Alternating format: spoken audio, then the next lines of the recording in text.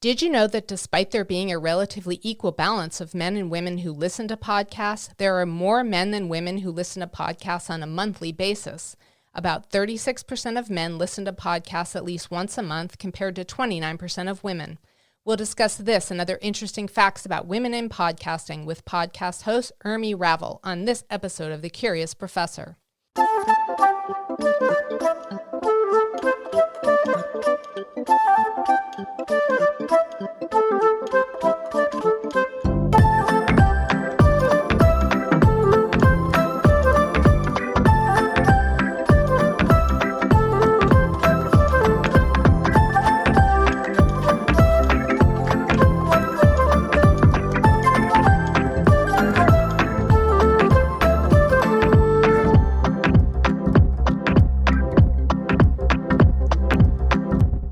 Hi everyone, I'm Dr. B. Welcome to the Curious Professor podcast, where I take listeners on a journey of discovery to explore the people, places, artifacts, and natural wonders that spark my curiosity. On this episode of the Curious Professor podcast, we'll explore women in podcasting with podcast host, content creator, and life coach Urmi Raval. But first, a trivia question. Which is greater, Americans who listen to podcasts or the number of Americans who have Netflix accounts? I'll have the answer for you at the end of this episode. I'm thrilled to have Urmi Raval on the show today. Urmi is the host of the Eternal Paradigm podcast. When I found out that Urmi was interested in discussing women in podcasting, my curiosity was immediately piqued and I wanted to learn more. I hope this interview with Urmi will spark your curiosity too. Welcome to the show, Urmi. It's great to have you here. Thank you. It's lovely to be here. Thank you so much. How long have you been podcasting? My personal podcast has only been around since September.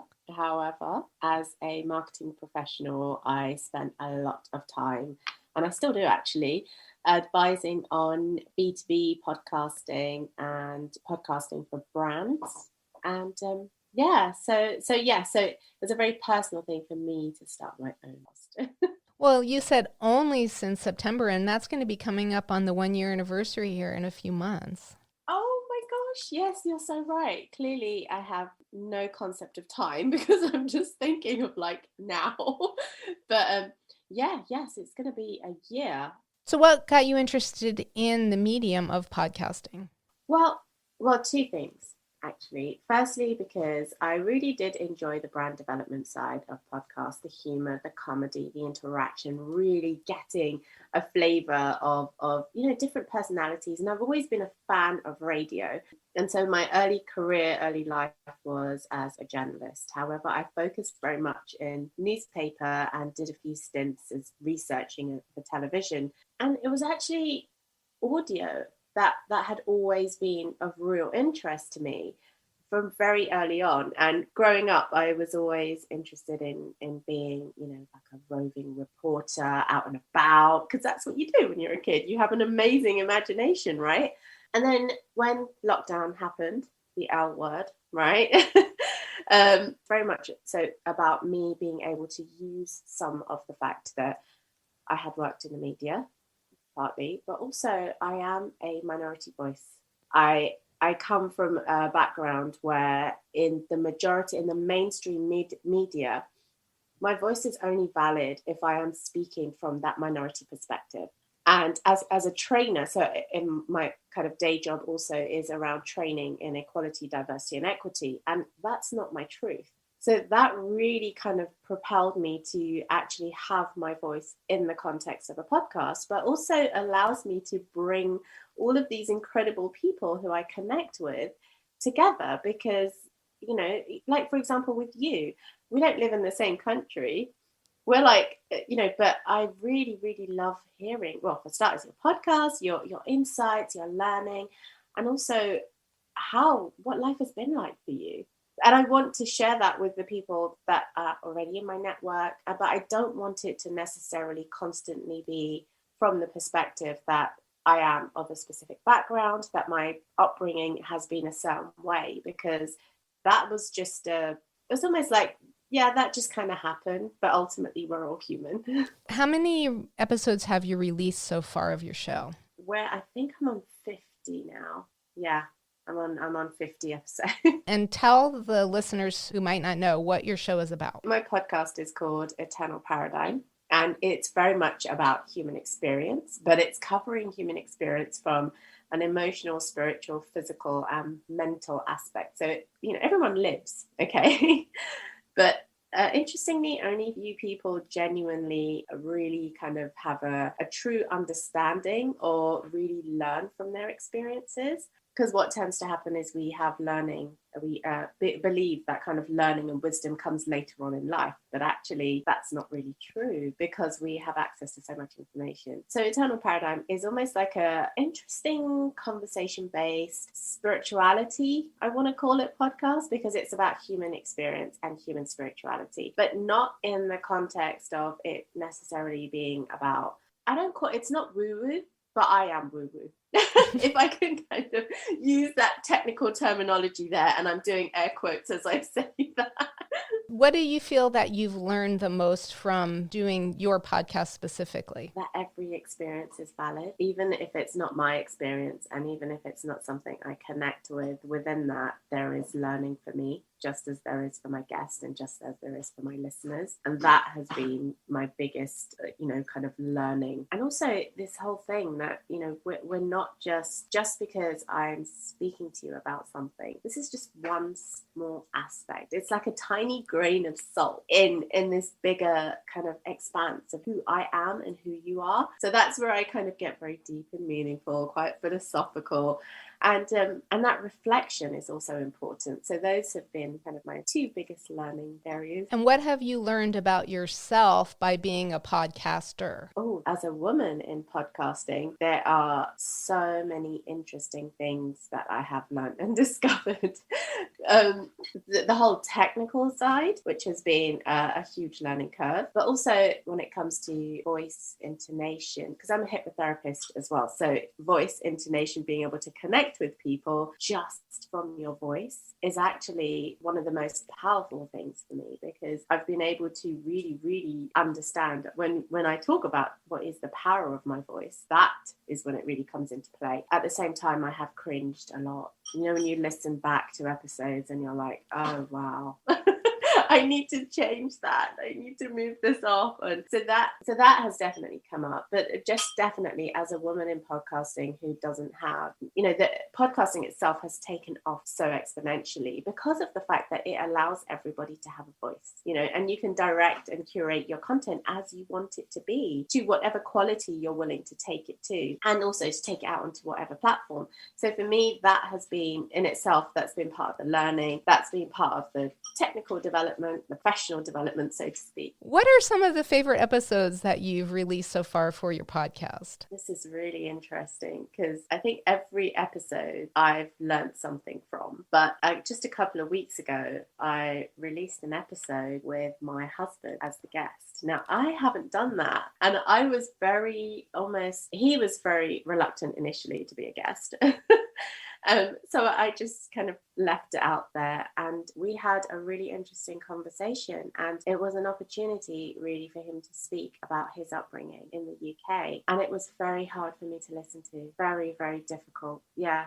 His experience really, for starters, for a person who doesn't talk that much, he's not much of a talker. I'm the talker. He can be quite reserved about his experience. So we recorded a conversation a few months ago now, and then I felt it was time. It was time to edit it and put it together, and I did, and I shared it with him, and he was like, "Yeah, that's fine to go." Didn't have many comments, but actually that episode got the highest number of downloads within the space of like 4 hours. It was hitting in the 200s, and it was incredible because partly it was this realization that people are curious about people who don't speak too much, who they know, but at the same time, his episode was quite timely because he speaks very much about racism in the UK, growing up as a child, feeling totally alienated, bullied, and very marginalised. And then, so that episode released on a Wednesday, and then on the Sunday in the UK, we had a huge football tournament here, which was UEFA, and that just brought out a lot of vitriol and, you know, kind of racial disparity, racial hatred, just everything. And it was really, really awful to see that, you know, a grown man in his 40s talking about his lived experience as a child 30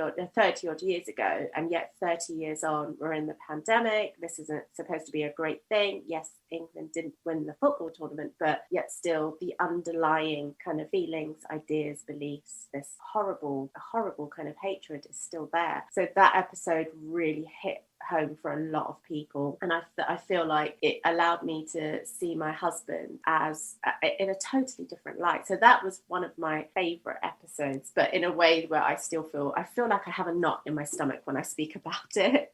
but yeah, no, all of them have just been hilarious. I mean, some of the episodes that I've actually recorded, so there was this one with this incredible artist called Lucy Johnson, and we literally spent the whole episode laughing because it was, and that's amazing. And there's another episode with Maria, and you know, it just kind of goes on where I've had, and I connect, and I love the connection that I can have with all of these different guests. And then the feedback that you know that I will get back from listeners going, oh my gosh, this episode was incredible. Like I really, because I always ask my guests to leave a question at the end of the episode. So it's like, what was, you know, the guest will leave a question, the listener has the opportunity to really reflect on that question, and then they come back to me and they'll tell me, oh, I did this and this made sense, or I did this and this was amazing. So yeah. So it's quite like that, really. I love that idea of having the guest leave a question or ask a question. It was shocking to me when I first started my podcast and a guest asked me a question. I wasn't expecting it. Oh yeah, I'm never ready for those questions, right? You're like, it's not about me, it's about you. That's kind of my default. It's about you. Right. And I love that you took the opportunity to interview your husband. Did you feel like that deepened your relationship? I definitely have a more, I think it puts a lot about him into perspective. So yeah, I guess on that note, yes, it's definitely deepened the relationship. But also it was good for him to see that, being able to feel safe to talk about that experience, because he wouldn't have done it with anyone else. And I guess in some way it is almost therapeutic to reflect, you know, to put it out there and to say that. And also for him to see the feedback and the comments and everything that people are saying about his experience, or whether they resonate with it or whether they're appalled by it. It's good for him to see that, you know, things are not really that way anymore. Well, and the fact that he was not just willing to have you talk to him about those issues, but that he was willing to put it out there for the general audience to listen to is a huge act of courage. Absolutely. No, it really, really is, because that was a very personal episode for him. You know, because with all my other guests, that there's an added value, there's a service, there's something there. But for him, it was just an open, kind of candid conversation. So whenever I've kind of extended, you know, invitations to friends and family, those conversations have probably been the most profound and, interestingly, the most listened to, because it's that realization that if someone has stepped out of their comfort zone to speak, and then they're so happy with what's been produced that they're willing to share it as well, that to me, that's the most incredible thing for them, that they feel safe to do that. So it's very powerful. Absolutely. It really is very powerful. Who do you think has been your most unique or unusual guest? Ooh, that's interesting. I think everyone it's more about the uniqueness of their experience rather than the, you know, because every guest is unique in their own right, if you see what I mean. It's interesting that you bring that up, because I think it's pretty fair to say I haven't ventured out to find really unique people, because I just kind of work on the premise that when you come onto the show, you're just amazing and unique, full stop. Do you feel like you actively seek out guests, or do guests seek you out? Oh gosh, so it's like a combination. So I have a very strong sense of who it is that I want to talk to. So I will be like, you're the one. And then at the same time, I will get approached by, and I have had to actually, say no to people, not because I'm coming from a place of arrogance or anything, but just because I think it's a case of I want to be able to give the listeners what they will get value from. And I think if you have had for example, a book published or something published, that's great, but my listeners are not necessarily interested in your book. They are genuinely interested in you and the value you can bring to them in that conversation. Tell me what you like most about podcasting. I was going to say talking, and then when you have one of those days where you spend the whole day just podcasting, back-to-back recordings, and then at the end of it you don't want to speak for like a week. Then you're just exhausted. Yes, exactly. It's like, oh wow, it's actually been connecting with and meeting with different people, especially people who I'm not going to bump into when I go to the supermarket. That has been the best thing, because I feel like it's opened me up to possibilities that I probably wouldn't have had that chance before, and I have a podcasting family as well, which is like so amazing, podcast mentors, and that has been just probably one of my favorite things, the connection with people and having this new kind of global podcast family that I can kind of dip in and connect with at kind of various points. So yeah, that's good. And I feel like for me, I learn a lot about things that I might not have necessarily even thought to learn about. Absolutely. Yes. I did a panel a few months ago. I want to say even last year. And one of the podcasts on there was all to do with aerospace maintenance. Right. And I would never have thought to listen to the podcast, but the podcast is brilliant. It's hilarious. It's funny. It's about life. It's about real situations. And those sorts of things kind of come up. So I've now got access to a whole multitude of different types of podcasts that I would never have thought of listening to. So I think that kind of expands your learning. And when I talk about the kind of expansion, that's it, because you're like open to learning and hearing about different things and connecting with different people. What do you find most challenging about podcasting? The technical side. So I love the engagement. I mean, I don't know how you feel about this yourself, because it would be great to know, but the whole, you find guests and you have a conversation and you have your questions and you understand how the content's going to come together, and then you get to that point of actually editing that, which is a bugbear for many people, and because I realized that was the one thing that I realized I could do it, but I didn't feel that I was able to give my podcast the quality that it needed by doing it. So then I was like, okay, I'm going to have to get help with this. And so I have an amazing podcast editor who I work with, and she's just incredible, like totally brilliant. But the other thing that I have found challenging is also social media channels, right? Because there is a lot of work that goes into it. And this is where I talk about the differences, because when you're working on it from a perspective, as a marketing professional, that's work. You're getting it done. There's a strategy, everything kind of makes sense. You have a team, so you will have someone putting together your creative content. You will have someone kind of helping with scripting, ideas, or you will put a bulk of it together and be able to break it down and give it to everyone. Whereas this is just you, because it's your personal passion project, right? And that is where it can get quite overwhelming. So how have you found it though? Yeah, when you're a one-woman show, it can be very challenging because you're writing the scripts and you're working on the marketing aspect of it and interviewing guests and setting up interviews. And I don't think people realize the amount of work that goes into the back end. And particularly for me, because I don't have a business background like you do, so learning how to market and what marketing means and how to get myself out there, into the public space so that I can be discovered to grow an audience. All of those things are quite challenging. And like you, I have a person who edits. Shout out to my wonderful editor who does all of the technical aspects of the show. So I don't have to worry about that, but that would be completely overwhelming to me. I hear you. I absolutely hear you. And the thing is where I was like, I just want to get it out there. Totally forgetting what it was like when I was actually working in it, when the day job was kind of part of it. Because you forget that you don't have a team. You are the team. It's just you. And it's like reality check.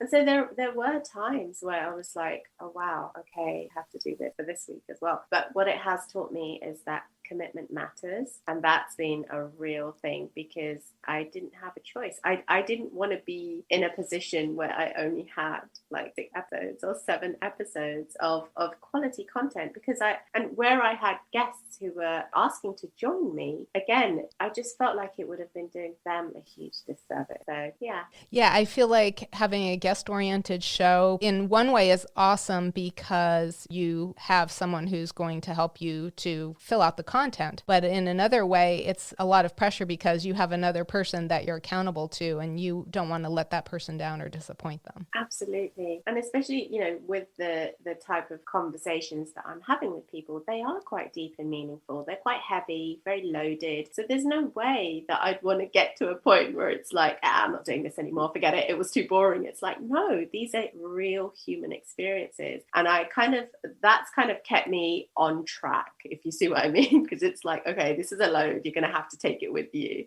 Why do you think that there are more men than women who listen to podcasts on a monthly basis? Yeah, the statistics still don't seem to be changing. There are a growing number of women coming into podcasting. However, I wonder if it's because women, we are more focused on recommendations. Even in a marketing context, we do prefer to have recommendations from friend and family because that's part of our comfort and safety, because we've already built relationships. So when you get a recommendation, it feels safer, especially with podcasting being almost relatively recent, if you see what I mean. So I feel that could be a case. Whereas when it comes to mainstream media, mainstream media is still, fortunately, I don't know how to put it, it's still dominated by men. So this level of domination almost penetrates into the psyche of how we approach and listen to and consume different types of media. So I wonder how much of that is at play. I mean, there is a shift though, because we are seeing kind of more women, more minority voices, more kind of campaigning kind of podcasts. They are coming out. I wonder if that's got anything to do with it. That's just me speculating.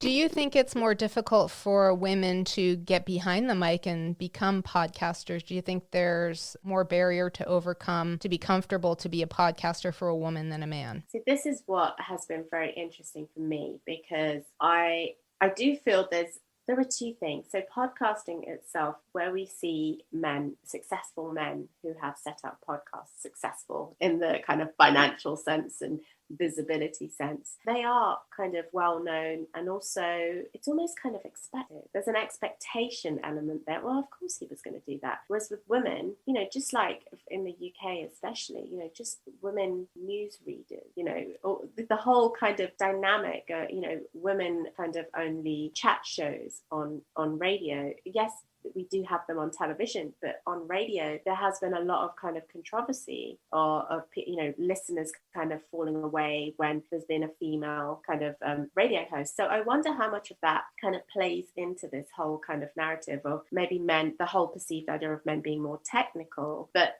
in my personal experience, that hasn't come across, because just by starting my own podcast, I've been working with 6 women to set up their own podcasts. So there is so much. And as a coach as well, I find that I'm working with lots of coaches to actually set up podcasts. So that also comes into play. But it's the other thing is being consistent, being committed, coming up with all these creative ideas to have that kind of that content flow happening. And you yourself will know this sometimes. It's like, oh, okay, what do I do? And that when I'm speaking to people, that is one of the biggest blocks. It's like, I actually don't know what to talk about, or what if I run out of ideas, or what if I don't have the right equipment? And all these are valid questions, but actually, you're only going to run out of ideas if you don't allow yourself to have ideas. Do you think sometimes women tend to get stuck in the planning stage because they want everything to be perfect before they start, where men might be more apt to say, well, let's just get it going and see how it goes? Or do you think that's too much of a generalization and a stereotype between men and women? Oh, I love this question. Women actually have a lot more to take on. There are more, like wider responsibilities. So actually devoting time to a podcast, when you realize how much time is needed, it becomes difficult to do that. And even, for me, I'm sure you have your own kind of experience of this. Like, I've got 3 young children. I have kind of a job, I have clients, and then the podcast is a passion project. So when you kind of look at it from that point of view, even if we look at it from a wider perspective of women in the workplace, you can see how women still have more responsibilities. So to actually take on a responsibility like a podcast, I see taking on the podcast as adopting a dog. It's constant, right? It's continuous. It needs to be fed, it needs to be watered, it needs to be walked. All of these things are consistently there, it needs to be happening. So to have that is quite hard. But in my personal experience, when you talk about the perfectionist angle, my husband is a perfectionist, and that's why he would get stuck. Whereas I was just like, write it, record it, edit it, put it up, and then see what happens. So it's interesting how there probably is this element, but if we potentially were to look at it from a wider aspect, if women do get stuck in the planning stages, it's also because of the other commitments, and the women are more likely to spend more time also researching into it. So when you begin to understand the commitment, it's like, I've been thinking about it for a long time, but I'm going to kind of put it on the back burner, which also happens a lot, especially with the people that I've been working with. And on the opposite end of that, why do you think that so many podcasts experience what they call pod fade, where they might put out 6, 7, 8 episodes and then stop the podcast? It's life. It's that whole thing, right? It's exactly what we've been talking about. It's the reality. It's like, I have to have more ideas, and I might have to go onto social media platforms, and I might have to do this and find guests and do this. And it's just that realization that it is a one-person show, and you've got to make it work. And that can be quite hard. Well, and I think it could get discouraging too for people because it is difficult, and growing an audience is a tremendous amount of work. And if you're finding that, your audience is plateaued, or you haven't been able to grow a wider group of people who are listening to your podcast, it might get discouraging. Absolutely. And that, that's the other thing is we get so stuck on numbers, right? And actually, when you get stuck on numbers, that can affect so many things. It affects your psyche, it affects how you then approach it. It affects everything. Whereas we're so conditioned into looking at bigger is better, apart from when it comes to body image, but that's a whole different conversation. But, actually, we should really be focusing on quality and relationships, because it's that's going to drive those recommendations that we need as female podcasters who are growing audiences, looking at different topics. And we're also in this teaching, learning, educating space as well. And that's, it's through recommendations and raising that curiosity that's where that magic happens. For me as a podcaster, it's about what am I learning, how am I growing, and how am I helping other people to learn and grow. That's the whole purpose for me of doing this and of my podcast. Ditto, absolutely. Snap. It's the same here. What am I learning? It's what is the value that people are getting? Because the more I can get that value for me, I know that it will then benefit at least one other person. And that's all it takes for the ripple effect. Is there anything else you'd like to tell us about you or your work? Well, I'm a coach and a hypnotherapist, and that kind of it's one of the day jobs.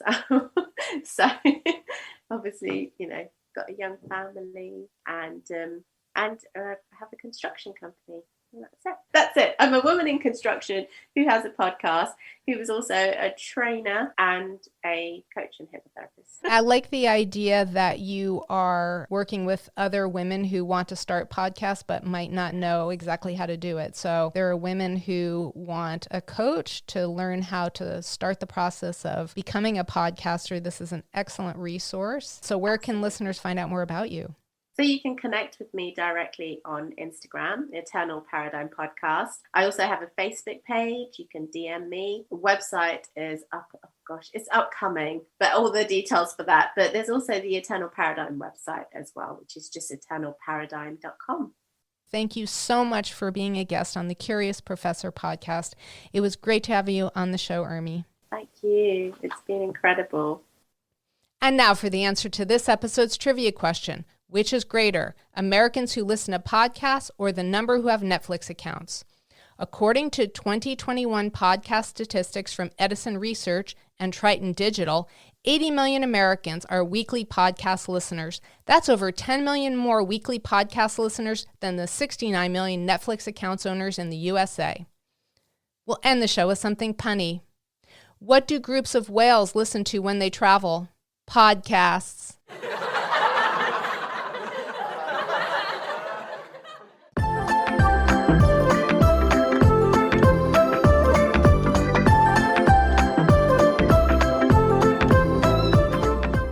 Thank you for joining me for this episode of the Curious Professor podcast. If there's a person, place, artifact, or natural wonder that has sparked your curiosity and you'd like for me to feature it on the show, please let me know. My website is thecuriousprofessorpodcast.com. If you enjoyed the show, be sure to subscribe to the Curious Professor podcast wherever you listen to podcasts. And if you'd like to become part of my community of curiosity seekers, be sure to visit my website, thecuriousprofessorpodcast.com, and join Dr. B's Hive. Until next time, always be learning and be curious with Dr. B.